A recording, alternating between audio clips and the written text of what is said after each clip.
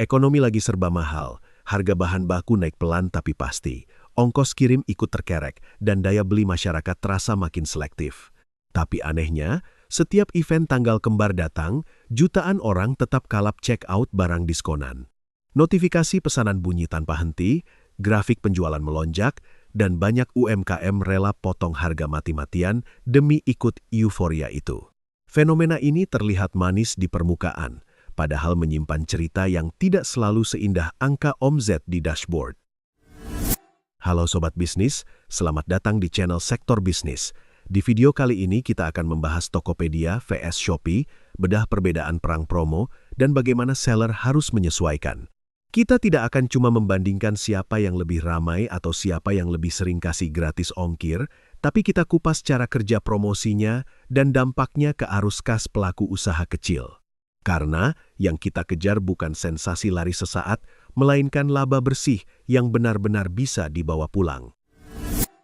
Realitanya di lapangan, banyak UMKM terjebak ilusi laris manis saat ikut perang harga di marketplace. Resi menumpuk, kurir bolak-balik pickup, chat pembeli ramai. Tapi ketika dihitung ulang di akhir bulan, angka bersihnya tipis sekali. Bahkan ada yang nombok karena potongan admin, biaya layanan, subsidi promo, dan iklan ternyata lebih besar dari margin yang mereka sisakan. Mereka sibuk mengejar volume, tapi lupa menghitung kesehatan usaha secara menyeluruh. Kita sering lupa bahwa jualan di platform si ijo dan si oren itu ibarat Bukalapak di dua tempat yang beda alam. Yang satu karakternya mirip mall elit yang tenang dan teratur, sementara yang satunya lagi seperti pasar malam yang super bising dan agresif. Cara orang datang, cara mereka memilih barang, sampai cara mereka membandingkan harga sangat berbeda. Kalau kita masuk dengan strategi yang sama persis, risikonya besar untuk salah langkah. Salah membaca karakter promo dari dua raksasa ini sering bikin seller pemula salah kostum. Mereka maksa kasih diskon besar di tempat yang sebenarnya tidak menuntut banting harga atau terlalu santai di arena yang penuh tembakan voucher dan flash sale. Akhirnya margin keuntungan habis tidak bersisa, disedot potongan admin dan biaya kampanye. Yang tersisa hanya capek packing dan kebingungan kenapa uang di rekening tidak bertambah signifikan. Banyak seller bangga memamerkan tumpukan resi dan antrean kurir di depan rumah. Kontennya viral, kelihatan sibuk, seolah bisnis sudah naik kelas. Namun mereka menutup mata terhadap biaya layanan, potongan pajak, ongkos iklan, dan retur barang yang diam-diam menggerogoti cash flow. Tanpa pencatatan rapi, arus kas bisa terlihat sehat padahal sebenarnya sedang berdarah pelan-pelan. Kebanggaan semu ini sering jadi jebakan yang tidak disadari. Di video ini, kita akan bedah anatomi perang promo dari kedua platform dengan logika bisnis yang waras. Kita bahas bagaimana psikologi pembeli bekerja, bagaimana algoritma mendorong diskon, dan bagaimana UMKM bisa tetap cuan tanpa ikut banting harga ekstrim. Tujuannya jelas, supaya sobat bisnis tidak lagi jadi korban euforia campaign, tapi jadi pemain cerdas yang tahu kapan harus gas, kapan harus rem, dan kapan harus bilang tidak. Kalau kita masuk ke ekosistem Shopee, kita sedang masuk ke arena yang sejak awal dirancang penuh warna, notifikasi, dan permainan psikologi. Flash sale hitungan detik, voucher tumpuk, koin cashback, sampai fitur spin dan klaim hadiah dibuat untuk memicu rasa takut ketinggalan atau FOMO. Pembeli dibuat merasa, kalau tidak check out sekarang, kesempatan emas itu akan hilang selamanya. Suasananya ramai, cepat, dan penuh distraksi yang sengaja didesain untuk mendorong keputusan instan. Konsumen di kolam oren ini rata-rata punya sensitivitas harga yang sangat tinggi dan cenderung impulsif. Mereka rela scroll berjam-jam hanya untuk mencari selisih Rp2.000 atau Rp3.000 yang lebih murah. Perbandingan harga antar toko jadi olahraga harian. Rating, jumlah terjual, dan label diskon besar langsung jadi penentu keputusan. Kalau harga kita sedikit saja lebih tinggi tanpa alasan yang jelas, pembeli bisa pindah dalam hitungan detik. Bagi seller, kondisi seperti ini menuntut perputaran barang yang sangat cepat. Margin per produk biasanya tipis, kadang setipis kertas, tapi keuntungan dikejar dari kuantitas paket yang keluar setiap hari. Strateginya mirip pedagang yang bermain di volume besar. Selama arus barang lancar dan stok aman, angka omzet bisa terlihat fantastis. Namun begitu ritme melambat atau biaya naik sedikit saja, keuntungan bisa langsung tergerus habis. Analoginya seperti jualan gorengan di pinggir jalan saat jam pulang kerja. Untung per biji mungkin hanya ratusan rupiah, tapi karena antrean tidak putus, totalnya jadi lumayan. Masalahnya, kalau tiba-tiba harga minyak naik atau hujan deras bikin pembeli sepi, model bisnis tipis margin ini langsung goyah. Di Shopee, ketahanan mental dan kontrol biaya jadi kunci utama agar tidak mudah terpeleset. Jebakan terbesar muncul saat event tanggal kembar. Algoritma seolah mendorong toko untuk ikut kampanye potong harga ekstrim. Kalau tidak ikut, trafik bisa turun drastis karena halaman pencarian dibanjiri produk yang sedang diskon besar. Banyak seller merasa terpaksa ikut perang harga demi menjaga visibilitas. Padahal, kalau dihitung matang-matang, potongan promo dan subsidi yang ditanggung bisa membuat laba bersih menguap. Fitur live streaming dan video pendek juga jadi senjata utama di platform ini. Pembeli tidak hanya melihat foto, tapi diajak berinteraksi secara real-time. Seller dituntut aktif, komunikatif, bahkan atraktif, seperti MC pameran. Tujuannya satu, mendorong penonton agar langsung memasukkan barang ke keranjang tanpa banyak pertimbangan. Ini membuka peluang besar, tapi juga menuntut energi, waktu, dan konsistensi yang tidak sedikit. Kesimpulannya, platform Oren ini adalah medan tempur yang sangat cocok untuk produk massal, fast moving, cuci gudang, atau barang tren dengan modal relatif rendah. Strategi volume dan promosi agresif bisa bekerja efektif di sini. Namun, untuk produk premium yang butuh edukasi detail, garansi panjang, dan positioning eksklusif, risikonya jauh lebih tinggi. Seller harus sadar, bermain di arena ini berarti siap adu cepat, adu harga, dan adu stamina setiap hari. Berbeda cukup jauh dengan atmosfer kompetitif di platform Oren, Tokopedia punya karakter yang lebih tenang dan berbasis pencarian. Banyak pengguna membuka aplikasi ini karena sudah memiliki niat beli yang jelas. Mereka mengetik kata kunci spesifik, membandingkan beberapa toko, lalu mengambil keputusan dengan pertimbangan rasional. Pola ini membuat pengalaman belanjanya terasa lebih terarah dan tidak terlalu impulsif. Profil pembelinya pun cenderung didominasi pekerja kantoran, pehobi serius, atau kelas menengah yang mengutamakan kejelasan informasi. Mereka tidak terlalu pusing soal selisih harga Rp5.000, selama reputasi toko meyakinkan dan deskripsi produk lengkap, kepercayaan menjadi faktor utama. Detail spesifikasi, foto asli, serta respons admin yang profesional seringkali lebih menentukan dibanding sekadar label diskon besar. Gaya promonya juga relatif lebih kalem. Tokopedia lebih sering bermain di program loyalitas seperti cashback coin atau promo khusus pengguna tertentu. Strategi ini membuat uang berputar di dalam ekosistem yang sama dan mendorong pembeli kembali lagi ke toko yang sudah dipercaya. Diskon tetap ada, tetapi tidak selalu seagresif perang voucher yang masif. Ritmenya lebih stabil dan tidak terlalu bergantung pada sensasi kilat. Ibarat membuka lapak di pusat elektronik atau mall keluarga yang nyaman, pengunjung mungkin tidak seramai pasar malam, tetapi mereka datang dengan tujuan jelas. Sekali transaksi terjadi, nilai keranjangnya bisa jauh lebih besar.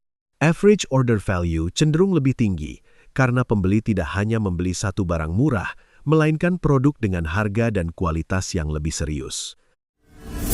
Di platform ini, reputasi toko adalah aset yang sangat mahal. Ulasan bintang 5 dari pembeli asli, status official store, hingga respons cepat yang konsisten menjadi pembeda utama. Konsumen rela membayar sedikit lebih mahal demi rasa aman dan kepastian barang original. Rasa percaya itu yang membuat mereka tidak mudah pindah hanya karena tergoda diskon kecil dari kompetitor.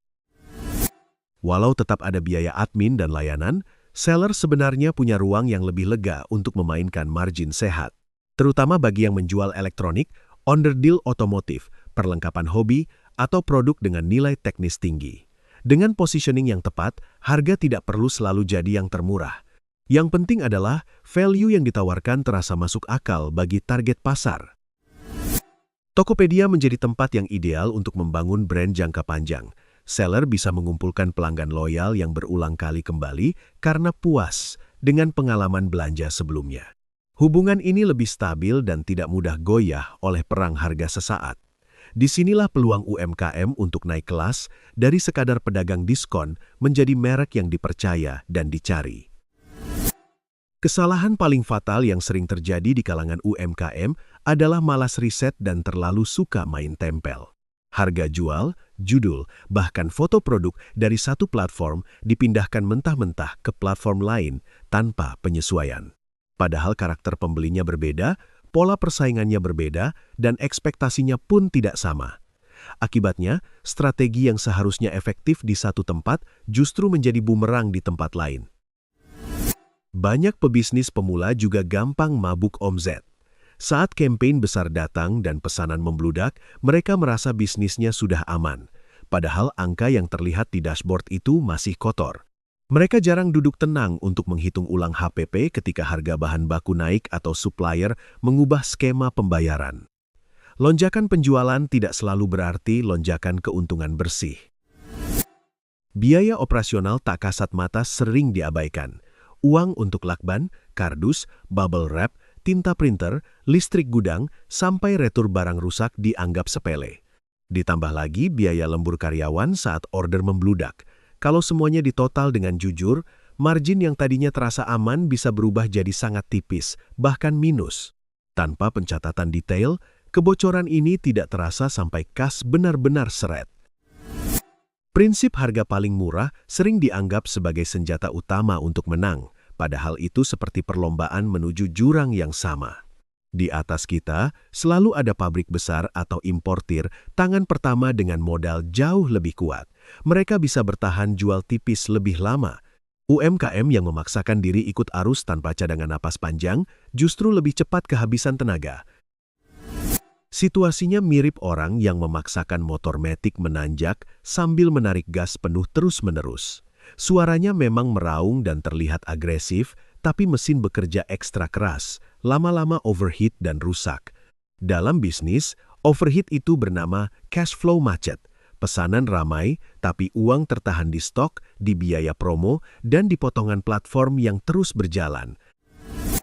Terlalu fokus mengintip harga kompetitor yang terlihat jual murah juga bisa merusak mental. Kita tidak pernah tahu apakah mereka sedang cuci gudang, menghabiskan stok lama, atau memang punya harga modal jauh lebih rendah. Menyamakan strategi tanpa mengetahui struktur biaya lawan hanya akan membuat kita ikut terbakar dalam permainan yang tidak kita pahami sepenuhnya. Hukum dasar bisnis sebenarnya sederhana. Tujuan utama kita adalah mencetak laba bersih yang sehat dan berkelanjutan, bukan sekadar mengejar angka penjualan tinggi demi kebanggaan sesaat. Marketplace hanyalah sarana distribusi, bukan tujuan akhir. Kalau setiap transaksi tidak menyisakan keuntungan yang layak, berarti ada logika yang perlu diperbaiki sebelum usaha terlanjur masuk ke fase sulit. Langkah konkret pertama sebelum menekan tombol ikut campaign adalah membongkar ulang struktur harga modal secara detail. Hitung kembali HPP, mulai dari harga beli barang, ongkos kirim dari supplier, biaya packing, sampai potongan admin dan layanan platform. Pastikan selisih harga jual masih cukup untuk menutup semua beban tersebut.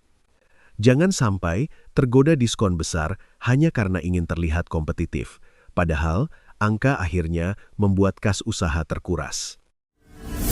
Jangan pernah polos menaruh harga dasar tanpa strategi. Lakukan markup yang terukur, lalu tampilkan diskon coret agar secara psikologis tetap menarik di mata pembeli. Teknik ini bukan menipu, tapi mengatur ruang agar margin tetap aman ketika ada potongan tambahan dari voucher atau subsidi promo. Dengan perhitungan matang, seller tetap bisa tampil atraktif tanpa harus mengorbankan keuntungan bersih. Pisahkan peran setiap produk di katalog dengan tegas. Harus ada produk umpan yang sengaja dipasang lebih murah untuk menarik trafik dan meningkatkan visibilitas toko. Namun di saat yang sama, siapkan produk utama dengan margin lebih tebal sebagai mesin pencetak laba. Jangan semua barang dijadikan korban diskon, karena toko butuh penopang keuntungan yang stabil. Strategi ini mirip menu di warung makan. Nasi putih dan teh tawar mungkin untungnya tipis, tapi pelanggan jarang berhenti di situ. Keuntungan sesungguhnya datang dari lauk utama yang nilai jualnya lebih tinggi. Dengan pola seperti ini, rata-rata transaksi bisa naik dan beban biaya admin per pesanan terasa lebih ringan dibanding hanya menjual satu produk murah. Manfaatkan fitur paket hemat atau bundling untuk mendorong pembeli belanja lebih banyak dalam satu checkout. Gabungkan beberapa produk yang saling melengkapi agar terasa lebih hemat dibanding beli satuan. Selain meningkatkan nilai keranjang, cara ini juga membantu mengurangi persentase potongan platform terhadap total keuntungan. Satu paket dengan margin sehat jauh lebih baik daripada 3 pesanan terpisah dengan margin tipis. Latih ketegasan mental untuk menolak undangan flash sale jika hitungannya tidak masuk akal. Tidak semua promo wajib diikuti. Jika setelah dihitung di atas kertas hasilnya merugikan, lebih baik fokus pada strategi lain seperti optimasi iklan atau peningkatan kualitas layanan. Bisnis yang sehat dibangun dari keputusan rasional, bukan tekanan euforia sesaat. Biasakan disiplin mencatat arus kas harian dan evaluasi performa tiap program diskon secara rutin. Lihat dengan jujur promo mana yang benar-benar menghasilkan keuntungan, dan mana yang hanya menambah beban operasional. Dengan data yang rapi, keputusan ke depan jadi lebih tajam. Seller tidak lagi menebak-nebak, tapi bergerak berdasarkan angka yang nyata dan terukur. Memainkan dua kaki di dua marketplace sah saja, tapi jangan gunakan pendekatan yang sama persis. Satu brand boleh tetap konsisten, namun gaya komunikasi visualnya harus disesuaikan. Di Shopee, foto dengan font besar, warna mencolok, dan penekanan diskon bisa lebih efektif. Sementara di Tokopedia, katalog yang rapi, bersih, dan elegan jauh lebih dipercaya. Perbedaan kemasan ini membantu produk terasa relevan dengan karakter masing-masing audiens. Terapkan strategi penempatan barang secara silang untuk mengoptimalkan performa. Jadikan lapak oranye sebagai tempat memutar produk fast moving, barang tren, atau stok yang perlu cepat cair. Di sisi lain, manfaatkan lapak hijau sebagai etalase eksklusif untuk produk unggulan dengan margin maksimal.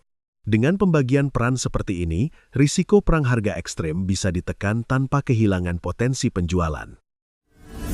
Gaya bahasa admin saat membalas chat juga perlu dibedakan. Di Shopee, respons cepat, santai, dan interaktif lebih cocok dengan ritme penggunanya.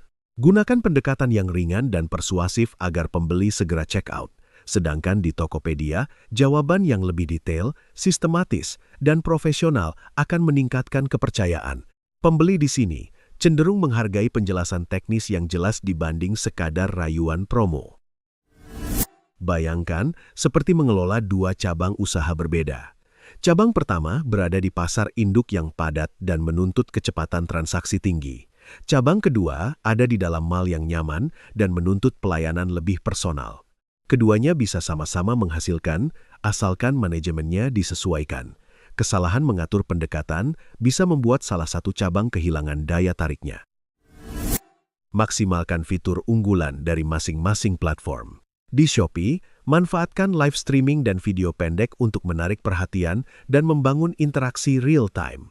Gunakan momentum tersebut untuk meningkatkan volume penjualan dalam waktu singkat. Sementara di Tokopedia, rajin memanfaatkan fitur broadcast chat dan program loyalitas untuk menjaga hubungan dengan pelanggan lama agar terus bertransaksi ulang. Pengaturan stok fisik di gudang juga harus diperhatikan, terutama saat event besar berlangsung bersamaan. Jangan sampai produk laku keras di satu aplikasi, tetapi stok di sistem belum terbarui. Pembatalan pesanan akibat stok kosong bisa merusak rating dan kepercayaan. Sinkronisasi data dan perencanaan distribusi barang jadi kunci agar operasional tetap stabil. Terakhir, pantau metrik analitik di dashboard masing-masing aplikasi secara rutin. Perhatikan produk mana yang biaya iklannya sudah tidak sehat dan segera hentikan. Alihkan anggaran ke produk dengan konversi terbaik. Dengan evaluasi mingguan yang konsisten, strategi dua kaki ini tidak hanya sekadar hadir di dua platform, tetapi benar-benar memberikan hasil yang optimal dan terukur.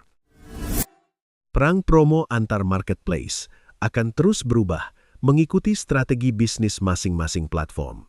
Hari ini gratis ongkir besar-besaran, besok bisa saja subsidi dipangkas atau biaya layanan dinaikkan. UMKM tidak boleh manja, dan menggantungkan nasib sepenuhnya pada kebijakan aplikasi. Jika hanya mengandalkan momentum campaign, bisnis akan mudah goyah ketika aturan main berubah tanpa pemberitahuan panjang. Sadari bahwa marketplace pada dasarnya hanyalah alat distribusi digital. Mereka membantu mempertemukan penjual dan pembeli, tetapi bukan fondasi utama dari usaha kita. Menaruh seluruh stok, trafik, dan harapan hanya di satu platform sama saja dengan menyimpan semua telur dalam satu keranjang. Ketika algoritma berubah atau akun bermasalah, dampaknya bisa langsung terasa ke omset harian. Karena itu, mulai bangun kekuatan brand secara mandiri di luar ekosistem marketplace. Kumpulkan audiens di media sosial seperti Instagram atau TikTok, buat konten yang memberi nilai tambah, dan arahkan mereka mengenal identitas bisnis kita. Dengan cara ini, kita tidak hanya bergantung pada fitur promosi berbayar, kita punya jalur komunikasi sendiri yang bisa dimanfaatkan kapan saja. Seperti anak kos yang suatu saat ingin punya rumah sendiri, seller juga perlu mengumpulkan database pelanggan. Selipkan kartu ucapan atau informasi kontak di dalam paket agar pembeli tahu cara menghubungi kita secara langsung. Kedepan, transaksi bisa dilakukan melalui WhatsApp atau kanal pribadi lainnya tanpa potongan biaya platform yang terus meningkat. Hubungan yang lebih dekat juga meningkatkan peluang repeat order. Aha, momen terpentingnya adalah memahami bahwa pemenang bisnis digital bukan yang paling murah, melainkan yang paling sehat arus kasnya. Pelayanan yang responsif, kualitas produk konsisten, dan nilai tambah yang jelas jauh lebih kuat dibanding sekadar perang harga. Ketika pelanggan merasa puas dan percaya, mereka tidak mudah tergoda diskon kecil dari toko lain. Luangkan waktu hari ini untuk duduk tenang dan mengecek ulang seluruh daftar harga di toko online kalian. Evaluasi produk mana yang benar-benar memberi keuntungan bersih dan mana yang hanya membuat sibuk packing tanpa sisa laba. Berani menghentikan produk yang tidak sehat adalah bagian dari kedewasaan bisnis. Fokus pada barang yang menguntungkan akan membuat energi tim lebih terarah. Sekarang coba tulis di kolom komentar, selama ini kalian merasa lebih mudah mencari cuan di lapak si ijo atau si oren. Pengalaman nyata kalian bisa jadi pelajaran berharga bagi sesama pengusaha. Jangan lupa like video ini, bagikan ke teman pebisnis lainnya, dan subscribe Sektor Bisnis untuk mendapatkan insight yang lebih tajam dan aplikatif setiap minggunya.